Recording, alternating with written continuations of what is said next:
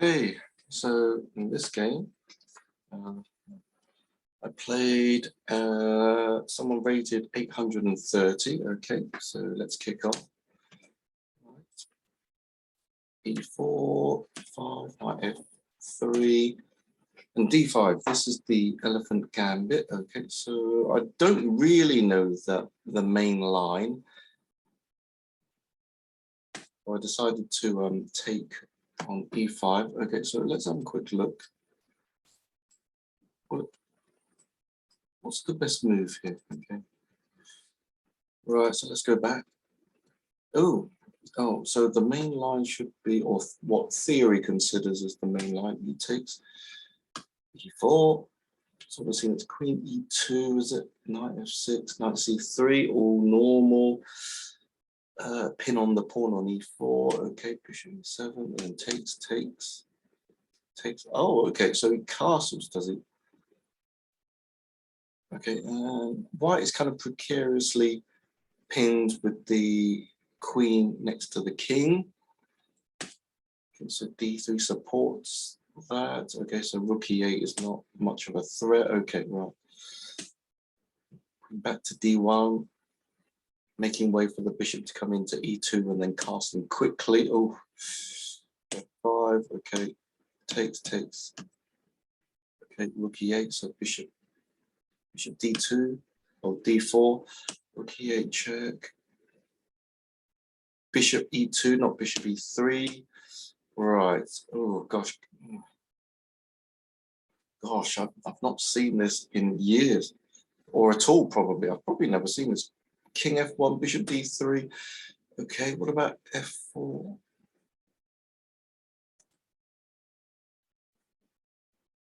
Oh, okay, so after F4, bishop, no. Doesn't make much sense. Okay. So white decides to castle queenside, is it? Okay. Obviously, I know nothing about this. So a very interesting D5, and then the alternative is what I played. Knight takes E5. And what is the main line? Bishop D6, Knight F6. Okay, let's see what happens after that, because it's attacking the knight. D4, I would have played D4. D takes E4, yeah. Knight C4. No, I would have played the bishop to probably C4. Okay, Knight C4, attacking the knight, the bishop. Knight F6, castling. Okay, this is more like my sort of position. Just a very slow grind. Castles, bishop E2, castling. Yeah, it's all rather safe. Yeah, keep it solid and safe. That's how I like to play. Anyway, okay, so the game continuation. Okay, knight takes C5. Okay, let's get rid of this. Right. So we placed knight C6. Okay, so damaging his pawn structure after takes. Now, the pawn on D3. Maybe knight C3 was a little bit better, but I sort of untangled his pawns. Yeah, I just wanted to get played D4. Yeah, he's got 3 pawn islands.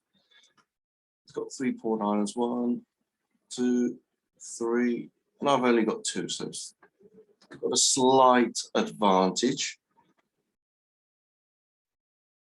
Okay. Normal development, yeah.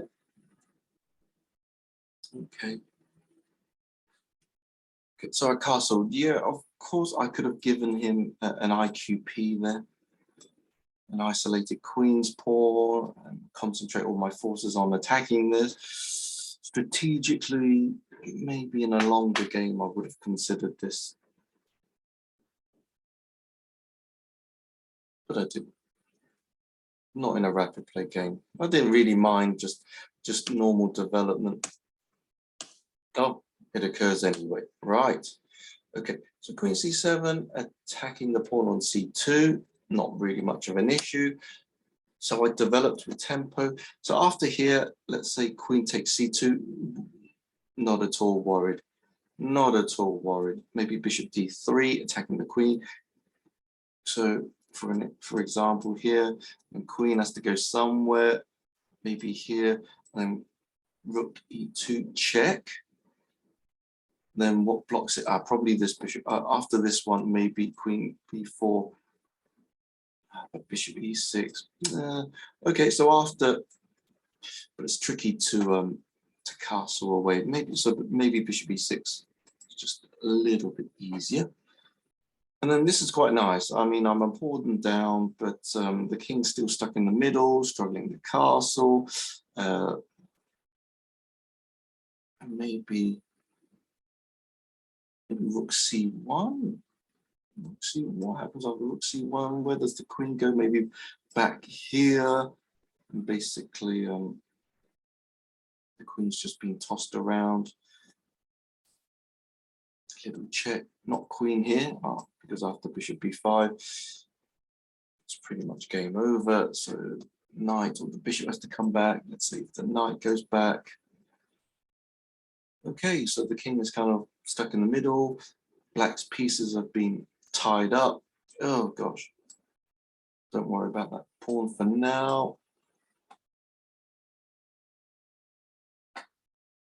Yeah, it just looks a bit scary. It might be okay. It might be okay. Maybe I shouldn't allow the queen takes b2. Okay. So lots of attacking chances. White's developed. Black's king is still stuck in the middle. Bishop's not developed. For a pawn, it's pretty much worth it. Pretty much worth it, I would say. Knight c3. Hopefully hopping to b5 and then into c7. Lots of threats. Lots of threats. Really worth considering here.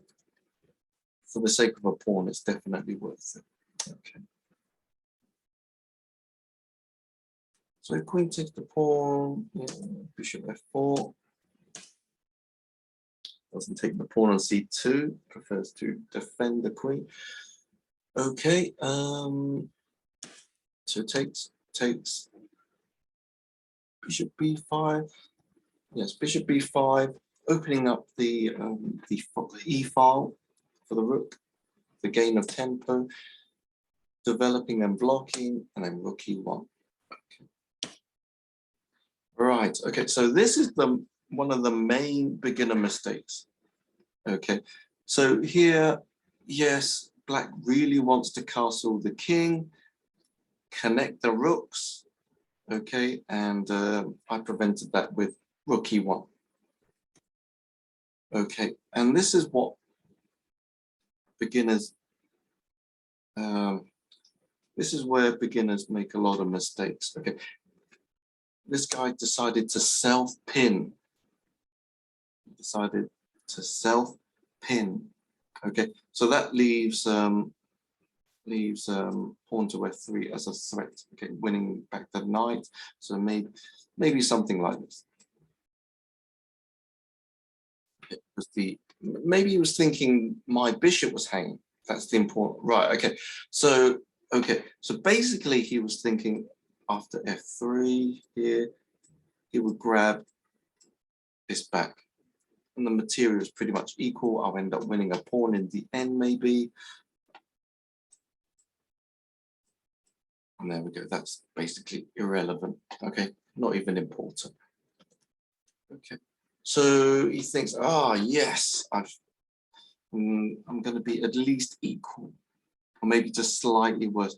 But here, there's a pin on the queen as well. The queen is undefended. A lot of beginners just don't seem to keep track of their undefended pieces. Okay, so the queen here, okay, the bishop's defended, the queen, the bishop, okay, and then here, this knight is defended by the pawn, okay. So, yeah, maybe black was hoping for this, or white was hoping for this, and then after this check here, f3, okay, he thought, okay, so that doesn't work. So instead, I would take the bishop with the king. And then that way f3 isn't much of a threat anymore. Okay, so he could have looked at that variation. Okay, but what he really missed was the rook taking. And you can't take back with the pawn because it's pinned to the queen. So a lot of beginners make this mistake. So I managed to capitalize on it. Oh, okay, so we really messed up there. Yeah, game's over. Yeah, okay, bad coordination of his pieces. The rook on the 17th move are still not even connected. Too busy defending pawns. Again, that's pretty much game over. Okay, so remember, guys, self-pinning is something that you shouldn't do. Okay, you should really only do that if you've calculated everything out. So that's one thing to look out for. Okay, so hopefully you can keep that in mind in your games and improve that. Okay, thank you very much.